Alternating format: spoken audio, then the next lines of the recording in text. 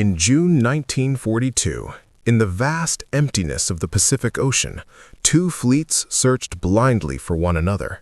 There were no front lines carved into earth, no trenches, no cities reduced to rubble. Instead, there were aircraft carriers gliding across open water, floating airfields whose planes would decide the fate of empires in a matter of hours.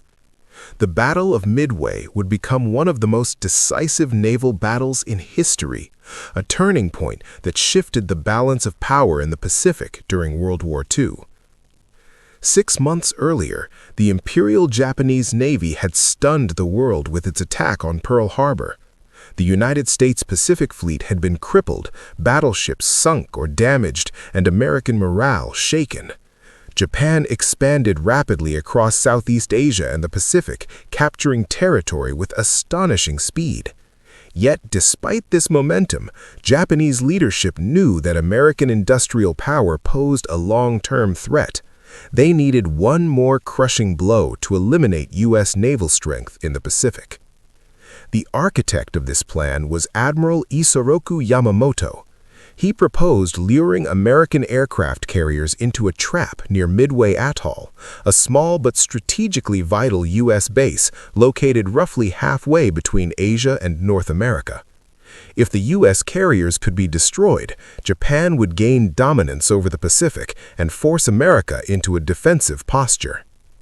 Midway itself was tiny, little more than a coral atoll with an airstrip, but its location made it critical. Control of Midway meant control over key sea routes and a potential stepping stone toward Hawaii. Unbeknownst to Japan, American codebreakers had achieved a crucial breakthrough.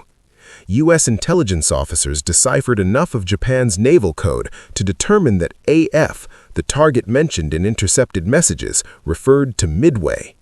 Armed with this knowledge, Admiral Chester W. Nimitz prepared an ambush of his own. 3 American aircraft carriers, USS Enterprise, USS Hornet, and the hastily repaired USS Yorktown, were positioned northeast of Midway, hidden from Japanese reconnaissance. Though outnumbered and facing a more experienced enemy, the Americans now possessed the advantage of surprise. On June 4, 1942, the battle began. At dawn, Japanese carrier aircraft launched a massive strike against Midway's airfields.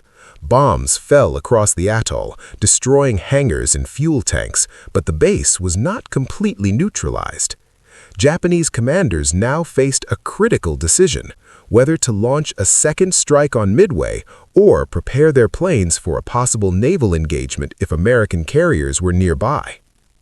As Japanese crews hurriedly rearmed and refueled aircraft on crowded carrier decks, American scout planes located the Japanese fleet. Waves of American torpedo bombers launched from the American carriers in desperate attacks. Flying low and slow, they were easy targets for Japanese fighters and anti-aircraft fire. Squadron after squadron was shot down. Torpedoes missed their marks. Losses were devastating. But their sacrifice had an unintended effect. Japanese fighter planes descended to low altitudes to engage the torpedo bombers, leaving the skies above relatively unguarded.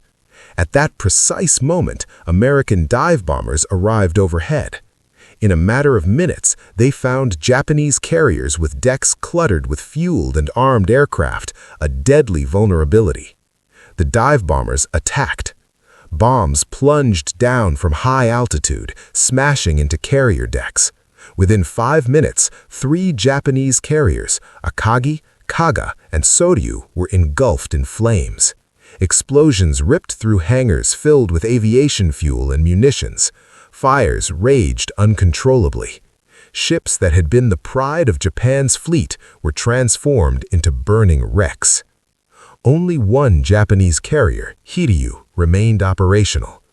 Determined to strike back, Hiryu launched counterattacks that severely damaged USS Yorktown. American sailors fought to save their ship, but later that day, U.S. dive bombers located Hiryu and delivered fatal blows. By nightfall, all 4 Japanese fleet carriers that had attacked Pearl Harbor were lost. The scale of the loss was catastrophic for Japan. Beyond the ships themselves, the battle claimed hundreds of experienced pilots and crew members, men whose training and combat experience could not easily be replaced. In contrast, although the United States lost Yorktown and many aircraft, American industrial capacity and pilot training programs allowed rapid recovery. Strategically, Midway changed everything. Japan shifted from offensive expansion to defensive consolidation. The initiative in the Pacific passed to the United States. Within months, American forces would launch the campaign for Guadalcanal, beginning a long and grinding advance across the Pacific Islands toward Japan itself. Midway also marked a transformation in naval warfare. Battleships, once considered the kings of the sea, played almost no role. Instead, aircraft carriers proved decisive. The battle was fought almost entirely by aircraft. The opposing fleets never came within sight of one another. Naval warfare had entered a new era. The human dimension of Midway was equally powerful.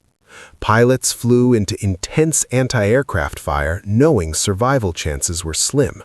Sailors fought raging infernos aboard damaged ships. Decisions made in minutes determined the fate of thousands. Luck, timing, intelligence, and courage all intertwined in a battle that lasted barely 3 days, yet altered the course of the war. Historians often describe Midway as the turning point of the Pacific War. While Japan remained a formidable power for years afterward, it never regained the strategic initiative. The loss of 4 carriers and irreplaceable aircrews crippled its naval strength permanently. Today, Midway Atoll remains quiet, a remote patch of coral in the Pacific. It is difficult to imagine the chaos that once filled its skies. Dive bombers screaming downward, torpedo planes skimming waves, anti-aircraft bursts exploding in dark clouds. Yet the consequences of those 3 days in June 1942 echo through history. The Battle of Midway demonstrated how intelligence, preparation, and decisive action can overturn apparent disadvantage. It showed that even after devastating defeat at Pearl Harbor, recovery and resilience were possible. Most of all, it proved that in modern warfare, a single battle fought in a few critical hours can shift the balance of power across an entire ocean. In the vast Pacific, far from cities and continents, the tide of war quietly turned, and the path to victory began.